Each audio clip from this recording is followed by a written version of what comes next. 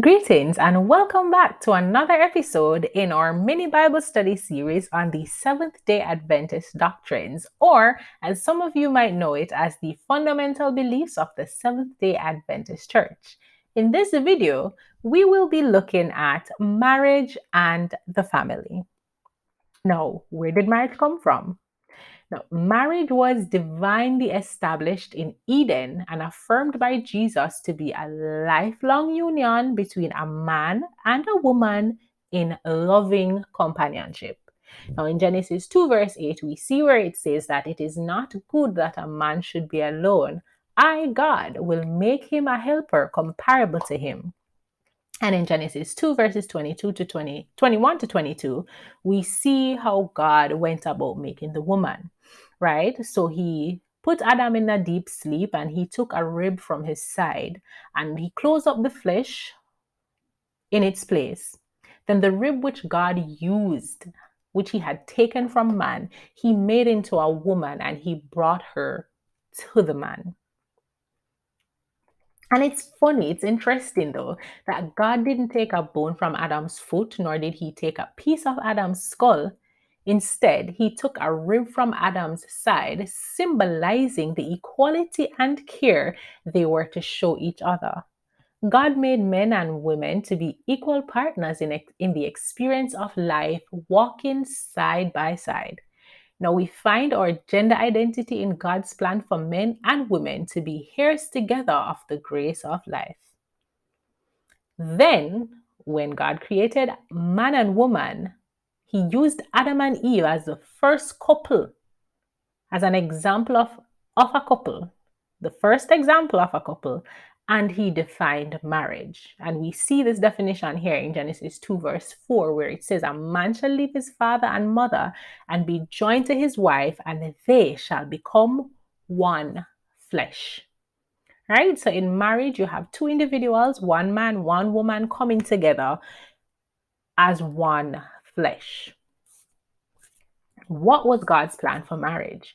Now, God's plan for marriage is a union, as said earlier, between a man and a woman in a committed lifelong partnership. Now, when we share marriage vows, God sees those as binding for a lifetime, right? So a marriage is a commitment, is a covenant that is seen as binding for a lifetime. And we see in Mark 10 where it says that what God has joined together, let no man separate. God also uses a happy marriage as a symbol of how much he loves us because it represents Christ's relationship with the church as well, his saving relationship with the church. So in Isaiah 62 verse 5, it says that as a bridegroom rejoices over the bride, so shall your God rejoice over you. Right? The Apostle Paul affirms this idea in Ephesians 5, verses 25 and 33, where he says, husbands, love your wives, just as Christ loved the church and gave himself for her.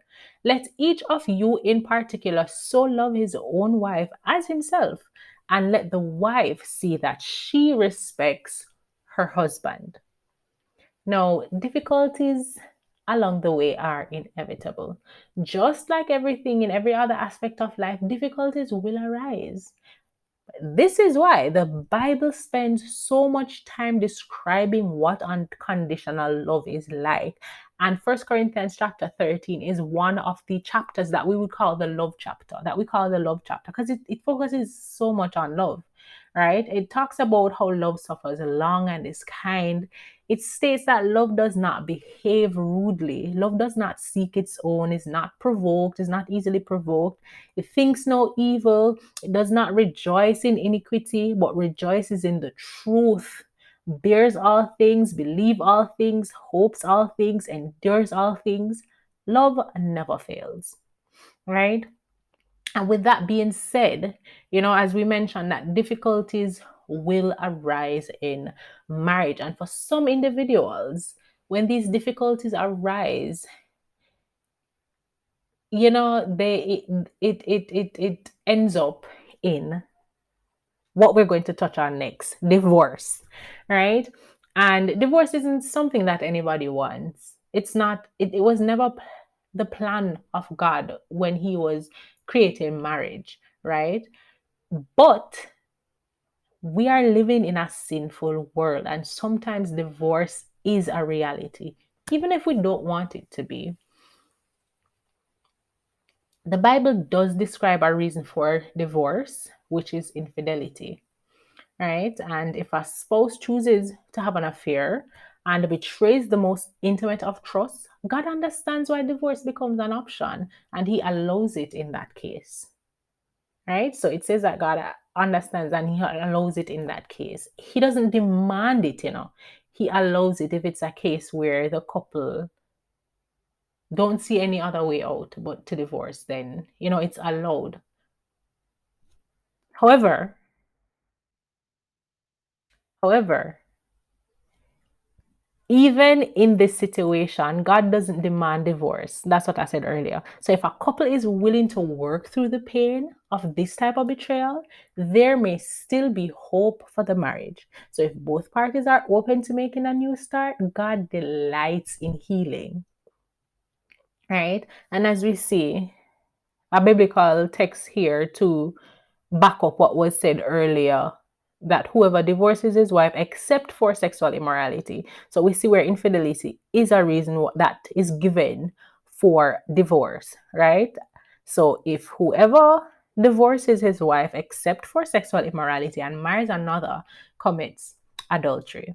And there's also another text that I had forgotten to put in here where Moses states that it is because of the hardness, it was stated that it is because of the hardness of man's heart why divorce became an option for them, right? Now, we are going to move on to parenting because we're looking at marriage and the family, and parenting is a part of marriage and the family. Now, parents are to bring up their children to love and obey the Lord. By their example and their words, they are to teach them that Christ is a loving, tender, and caring guide who wants them to become members of His body, the family of God, which embraces both single and married persons. No, Proverbs 22, verse 6 reads, "Train up a child in the way he should go, and when he is old, he will not depart from it." So, by gentle discipline or disciplining of a child's heart, you can help them to have a lifelong relationship with Christ. So, it's very important to bear in mind or to be mindful of the things that we teach our children, how we discipline our children, because it influences the relationship that they will have with God, right? It also encourages us in Colossians 2:29 not to provoke our children lest they become discouraged, right? So depending on our words and actions, we can encourage children toward obedience or stir up anger and resentment in their hearts. When we ask something of them and they do something opposite ourselves, they see our double standard. And, when we ask something of them and we do something opposite what we're asking them to do, they see the double standard. God has given us a responsibility to train our children to know and love Him. However, we are not to use our power inappropriately, right? So, just how we're teaching our children a particular thing, we have to live what we're trying to teach them. And we can't be going against the principles that we're trying to instill in them. We have to lead by example, just as Jesus did. And in wrapping up, it is important to remember that our job is to provide a picture of God and His love to our children, the children that were placed in our care. Deuteronomy 6, verse 7 reminds us that we must teach them diligently the teachings of God. Teach it diligently to the children and talk of them when we sit in our homes, when we walk by the way, when we lay down, and when we raise up. We have to teach the children about God. God's desire for family life is that we diligently teach the next generation about Him, and in doing so, we also learn more about Him.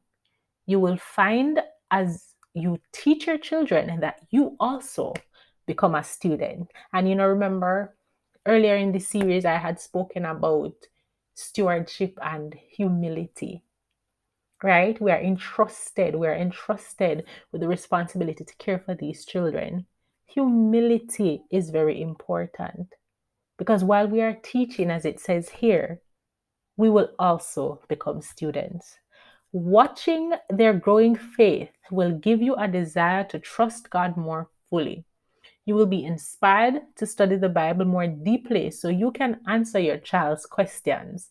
God often works through young, innocent hearts. A child shall lead them.